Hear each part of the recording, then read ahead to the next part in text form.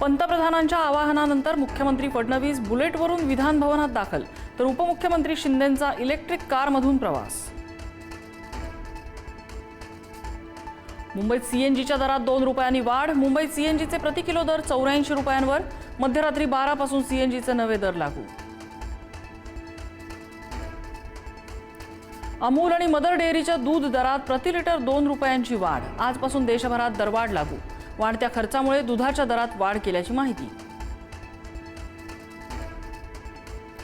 कोकणातल्या बागायतदारांचा उद्या मुंबईत मोर्चा. गिरगाव चौपाटी ते वर्षा बंगल्यापर्यंत मोर्चा नेण्यावर शेतकरी नेते राजू शेट्टी ठाम.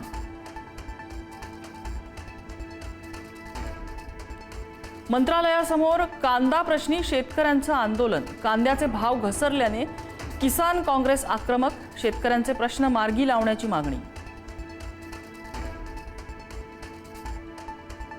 केंद्र सरकारकडून साखर निर्यातीवर तात्काळ बंदी. देशांतर्गत साखरेचे दर नियंत्रणात ठेवण्यासाठी आणि पुरवठा सुरळीत ठेवण्यासाठी निर्णय. बंदी 30 सप्टेंबर 2026 पर्यंत किंवा पुढील आदेशापर्यंत लागू.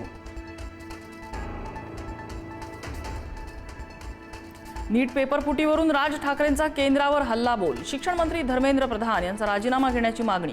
महाराष्ट्राने नीट परीक्षेचा विरोध करावा. राज्यातल्या मंत्र्यांनाही राज ठाकरेंनी सुनावलं.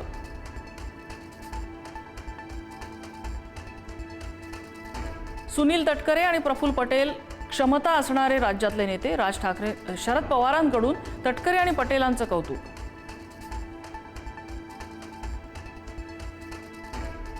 राष्ट्रवादीचे नेते आनंद परांजपे यांचा पक्षातून राजीनामा. सुनेत्रा पवारांकडे राजीनामा सोपवत मानले आभार. शिंदेंच्या शिवसेनेत जाणार असल्याची चर्चा.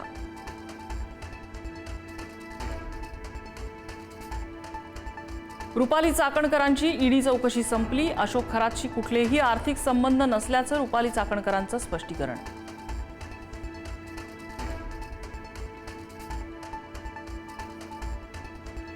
विधान परिषदेत नवनिर्वाचित 10 आमदारांचा शपथविधी. नीलम गोऱ्हे, बच्चू कडू, अंबादास दानवे यांनी घेतली आमदारकीची शपथ.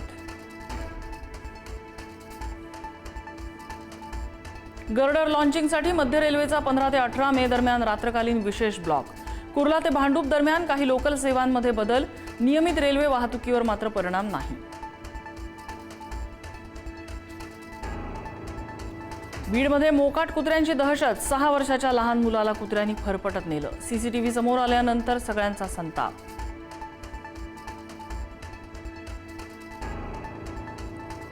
सांगलीच्या जत परिसरामध्ये वादळी वाऱ्याचा कहर. 150हून अधिक घरांची पडझड. 2 जण जखमी. जतच्या खलाटी गावात वारा आणि पावसानं भिंत कोसळून 8 महिन्यांच्या बालकाचा मृत्यू. उत्तर प्रदेशात वादळ आणि सोसाट्याच्या वाऱ्यामुळे 10 जणांचा मृत्यू. प्रयागराजमध्ये 17, भद्रोहीमध्ये 16, फतेहपूरमध्ये 9 जणांच्या मृत्यूची नोंद.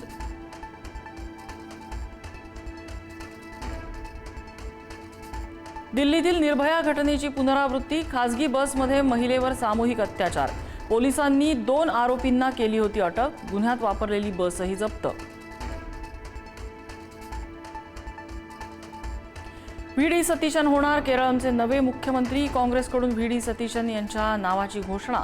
के सी वेणुगोपाल यांचा पत्ता कट.